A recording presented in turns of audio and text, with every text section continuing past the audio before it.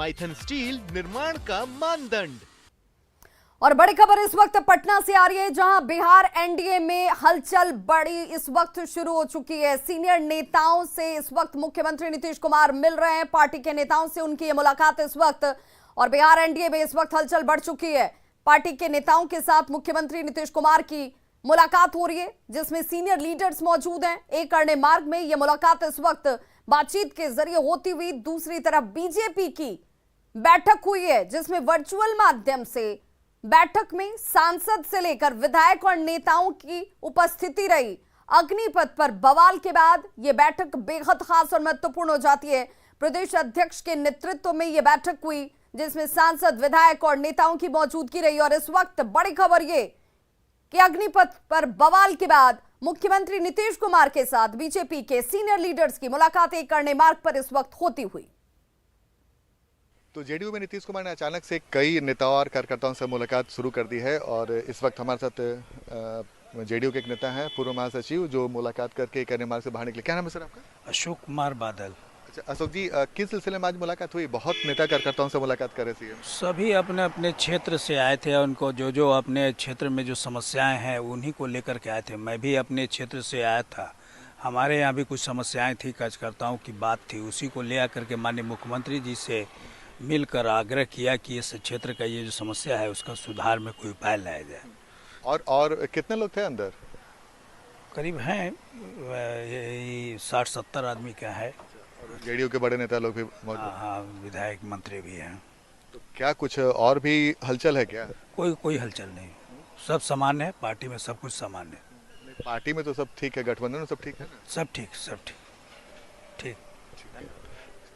तो जेडीयू के पूर्व महासचिव हैं और उन्होंने भी मुख्यमंत्री से मुलाकात की। कई सारे नेता और कार्यकर्ता एक अन्य मार्ग में इस वक्त मौजूद हैं, और बिहार में जो सियासी हलचल मची हुई है बीजेपी और जेडीयू के बीच में, उस समय अचानक से जेडीयू के कई बड़े नेताओं के साथ मुख्यमंत्री नीतीश कुमार ही मुलाकात कर रहे हैं, और पार्टी के कई कार्यकर्ता और नेताओं से भी अलग अलग मुलाकात कर रहे हैं। आनंद अमृतराज, न्यूज 18 नेटवर्क, पटना। क्या कुछ बातें हो रही है, क्योंकि बड़ा सियासी हलचल अभी बहुत तेज है?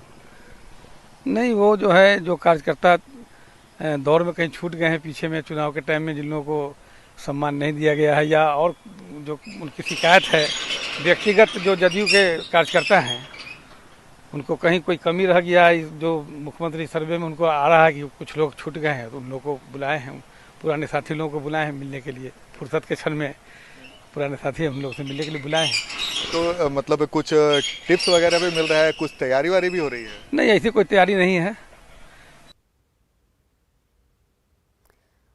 और हमारे संवाददाता आनंद अमृतराज हमारे साथ इस वक्त सीधे लाइव जुड़ गए। आनंद, कहते हैं कि तूफान से पहले की खामोशी दूर दूर तक इशारा देती है, तो क्या इस वक्त इस मुलाकात को भी हम किसी तूफान की तरह ही देखें?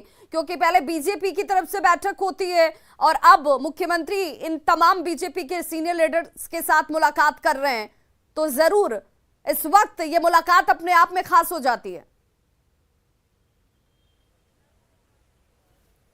देखिए विवाह, निश्चित तौर पे कल बीजेपी के प्रदेश अध्यक्ष संजय जायसवाल ने गंभीर आरोप लगाया बिहार में लॉ एंड ऑर्डर को लेकर, और जिस तरीके से उन्होंने आरोप लगाया कि बीजेपी के नेताओं को एक पार्टी को टारगेट किया जा रहा है, और संजय जायसवाल हो या फिर रेणु देवी, उनके घर पे हमला किया गया। उसके बाद उन्होंने सीधा सीधा बिहार पुलिस पे सवाल खड़े किए थे। बिहार पुलिस पर सवाल खड़े करने का मतलब कि बिहार में लॉ एंड ऑर्डर पर सवाल खड़े करना।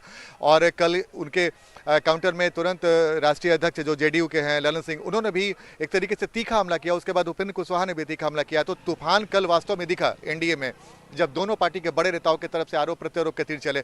ठीक उसके एक दिन के बाद इस वक्त हम एक अन्य मार्ग के बाहर मौजूद हैं और बैठक खत्म हो चुकी है। मैं आपको अपडेट कर दूं कि जेडीयू के जो भी शीर्ष नेता हैं, चाहे ललन सिंह हो, उपेंद्र कुशवाहा हो, उमेश कुशवाहा हो, या फिर विजेंद्र यादव या फिर विजय चौधरी, ऐसे बड़े नेता मौजूद थे। और 68 कार्यकर्ताओं और पूर्व विधायक हो या फिर पूर्व सांसद या सांसद, उनसे भी मुख्यमंत्री ने मुलाकात की।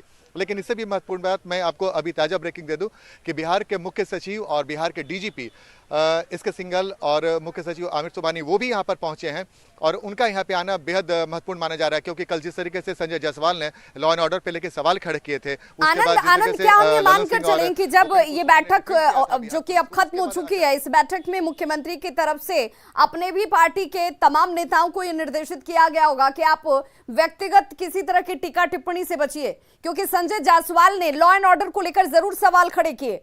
सवाल खड़े करने का के पीछे उन्होंने कहीं किसी पर कोई व्यक्तिगत हमला नहीं किया था, लेकिन जैसे ही ललन सिंह का बयान आता है वो सीधे तौर पर व्यक्तिगत हमला करने लगते हैं। मानसिक संतुलन बिगड़ गया है, इस तरह के स्टेटमेंट दिया जाना और फिर ये तमाम चीजें जो हैं वो गठबंधन को लेकर के कहीं ना कहीं स्थिति को और ज्यादा खराब कर देते हैं।